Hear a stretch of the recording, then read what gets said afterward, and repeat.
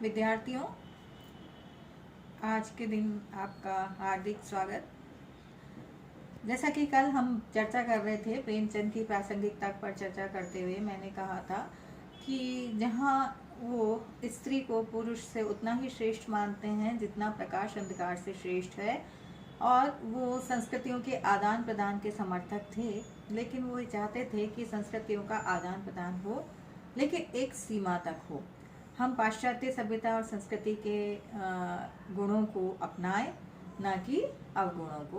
उनको हम एक बार विचार करें कि कौन सी चीज़ हमारे लिए अपनाना सही होगा और कौन सी नहीं।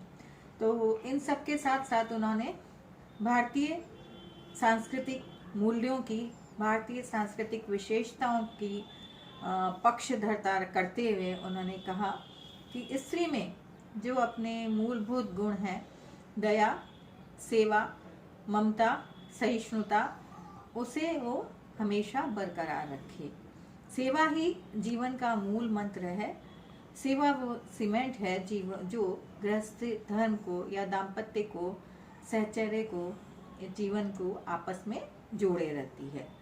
तो तात्पर्य ये है कि वो जहाँ स्त्री को शिक्षित देखना चाहते हैं, स्त्री को पारंपरिक कुप्रथाओं से दूर करना चाहते हैं, वहीं वे उसके विकास में आने वाले पाश्चात्य सभ्यता के जो अवगुण हैं वो उनको न अपनाए, क्योंकि वह उससे उसका विकास न होकर, सर्वांगीण विकास न होकर, उसका विकास अवरुद्ध हो जाएगा, वो दिशाहीन हो जाएगी, वो दिग्भ्रमित होकर, पथभ्रष्ट होकर ऐसा आचरण करेगी जो समाज के लिए न्याय संगत नहीं होगा। तो इसी क्रम में मैंने ये भी कल कहा था कि वो मातृत्व को जीवन का परम आवश्यक गुण मानते हैं। स्त्री होने के साथ साथ, जैसा कि आज हम देख रहे हैं, महानगरीय संस्कृति जो हो गई है, मैं और मेरा पति, चूंकि महत्वाकांक्षी है, स्त्री शिक्षित है, शिक्षा प्राप्त करने के बाद आज वह एक ऊंचे ऊंचे पदों को उसने प्राप्त कर लिया है, तो वह ये नहीं चाहती कि उसके कोई संतान हो। यदि संतान होती है तो वह उसकी प्रगति में, उसके विकास में बाधा होगी, ऐसा सोचकर वो आज संतान प्राप्ति के लिए भी कोई कदम नहीं उठाते। तो ऐसी जो सोच है, इसको प्रेमचंद पूरी तरह नकारते थे। उनके हिसाब से, उनके अनुसार स्त्री में सब कुछ हो, लेकिन सबसे पहली जो चीज है वो मातृत्व है। मातृत्व जीवन का सबसे बड़ा धर्म है। कल मैंने आपको बताया था, उन्होंने कहा कि जिसके हाथों में इतनी अतुल शक्ति है, उसे इसकी क्या परवाह, कौन उससे कितना रूठता है, कौन बिगड़ता है। प्राण के बिना जिस तरह देह का कोई अस्तित्व नहीं होता, उसी तरह घर में जो है उसको जो वो स्त्री जो है वो घर की धुरी है, घर की सजीव प्रतिमा है, घर का नियंत्रण करता है। अगर वो रूठ जाएगी, वो परिवार टूट जाएगा, परिवार विघटन हो जाएगा, परिवार विशृंखलित हो जाएगा, तो परिवार का अस्तित्व नहीं रह जाएगा।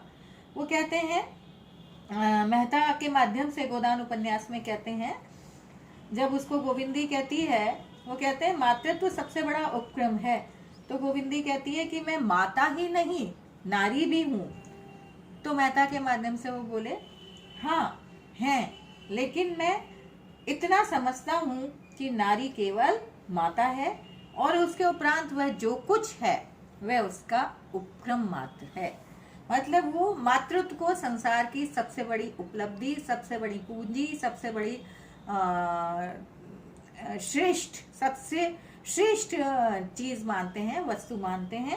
वो कहते हैं मातृत्व संसार की सबसे बड़ी साधना, सबसे बड़ी तपस्या, सबसे बड़ा त्याग और सबसे महान विजय है। यदि मातृत्व नहीं है स्त्री में, तो वह स्त्री स्त्री कहलाने योग्य नहीं है। मेहता के माध्यम से गोदान में वो कहते हैं, एक शब्द में उसे मैं क्या कहूंगा, लय कहूंगा। जीवन का, व्यक्तित्व का और नारीत्व का भी। मातृत्व क्या है? जीवन, व्यक्तित्व और नारीत्व का संपूर्ण जो अस्तित्व है वो मातृत्व में ही सन्निहित है या समाहित है। प्रेमचंद नारी विकास के बिना समाज सुधार एवं राष्ट्र उत्थान की कल्पना नहीं करते। कहते हैं राष्ट्र का उत्थान तभी होगा जब नारी का सर्वांगीण विकास होगा, नारी समाज में खुलकर सांस ले पाएगी। अगर वो घुट घुट कर मरती रही, तिल तिल कर जलती रही, तो फिर वो समाज कह नहीं सकते कि वो विकासोन्मुखी है। कहते हैं अतः उन्होंने जिस उपन्यास में सुधार की योजना बनाई उसमें पुरुष की अपेक्षा किसको महत्व दिया? नारी को महत्व दिया, क्योंकि वो कहते हैं नारी को ज्यादा दायित्व सौंपा, उन्होंने दायित्वपूर्ण कार्य सौंपा, क्योंकि वो चाहते हैं कि स्त्री का राष्ट्र में महती भूमिका है, समाज के उत्थान में स्त्री का भी महत्वपूर्ण योगदान है। जैसे सुखदा, सोफिया, मनोरमा आदि जो पात्र थे उनके उपन्यासों के, उन्होंने समाज सेवा का बीड़ा उठाया, समाज में राष्ट्र उत्थान में अपनी अहम भूमिका निभाई।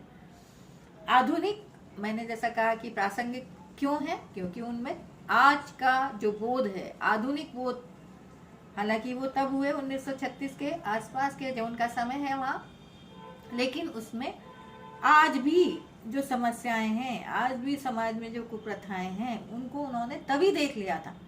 वो भविष्य दृष्टा थे। यही कारण है कि वो आज भी उनके आधुनिक बोध के कारण आज भी वो प्रासंगिक हैं। आधुनिक बोध के कारण प्रेमचंद ने जहाँ दहेज प्रथा, अनमेल विवाह, बाल विवाह, वैश्या प्रथा आदि सामाजिक कुरीतियों और अंधविश्वासों को अपने उपन्यासों में डटकर विरोध किया, वहीं विधवा विवाह, नारी शिक्षा आदि का समर्थन किया।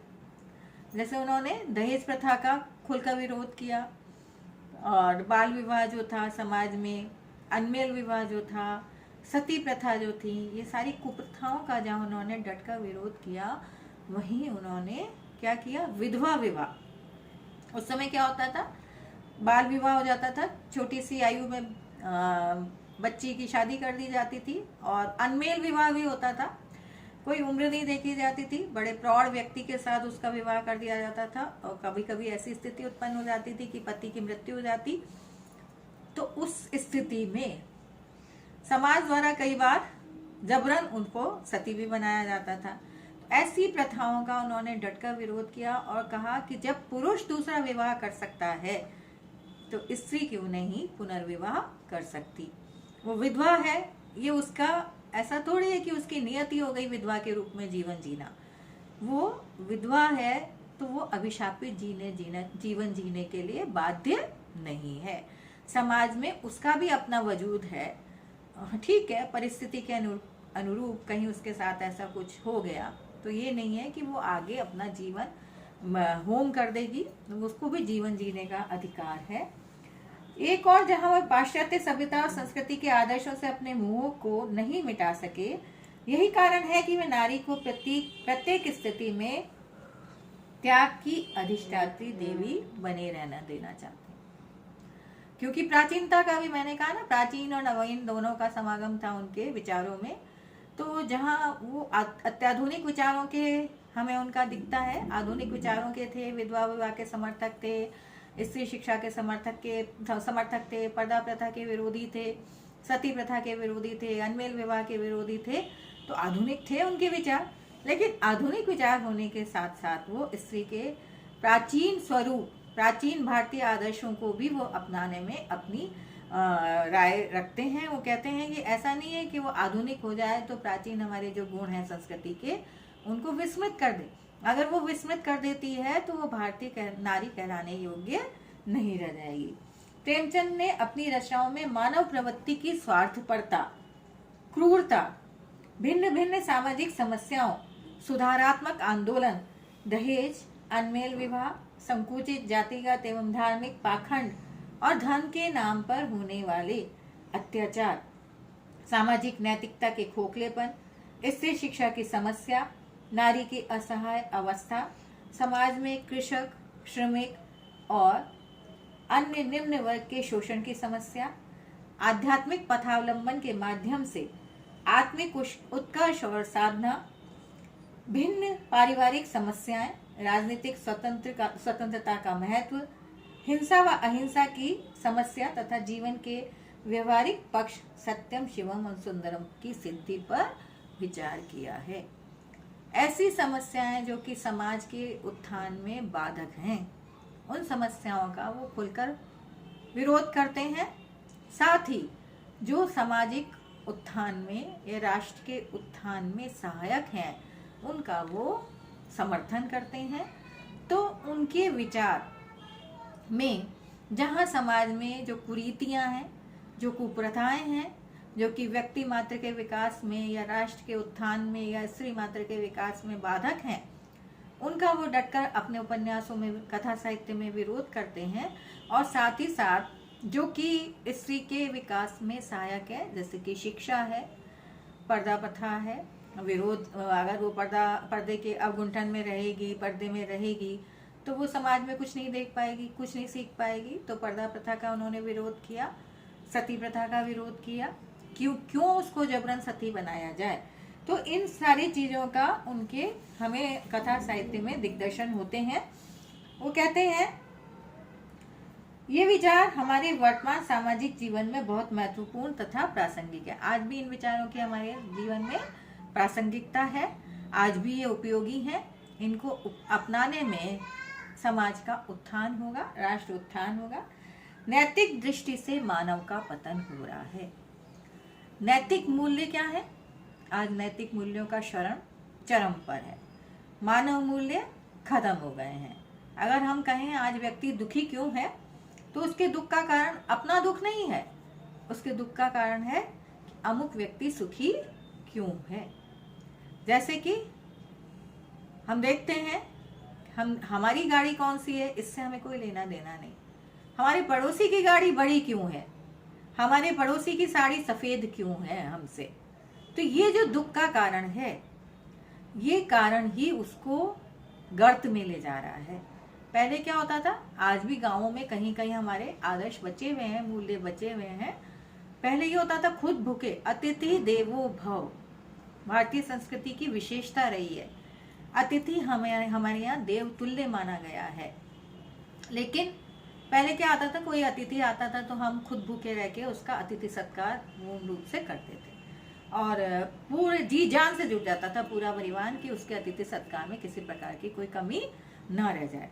लेकिन आज कोई अतिथि आए तो हम पहले से घबराने लगते हैं, कब आएगा, कितने दिन रहेगा, अरे ये कब जाएगा, आते ही पहले उसके जाने की चिंता।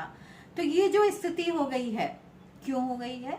क्योंकि हमारे बीच परस्पर प्रेम की डोर, स्नेह की डोर, ममता की डोर, लगाव की डोर, अपनत्व की डोर, ये सब खत्म हो गई है। आज हमारे बीच जो मूलभूत नैतिक मूल्य थे, परस्पर प्रेम, दया, ममता, करुणा, सहनशीलता, सहानुभूति, सौहार्द, ये सब तो खत्म हो गए। इनका स्थान किसने ले लिया? स्वार्थ और ईर्ष्या विद्वेष। हमारे बीच यदि कुछ बचा है तो स्वार्थ और ईर्ष्या विद्वेष। आज यही कारण है कि आज भाई भाई की प्रगति में सुखी नहीं होता। आज भाई भाई का हत्यारा क्यों हो रहा है? क्योंकि उसके मन में कहीं ना कहीं ये बात कचोटती है कि वो उसे उससे ज़्यादा अच्छा क्यों है, साधन संपन्न क्यों है, सुखी क्यों है। आगे की चर्चा हम अगली क्लास में करेंगे।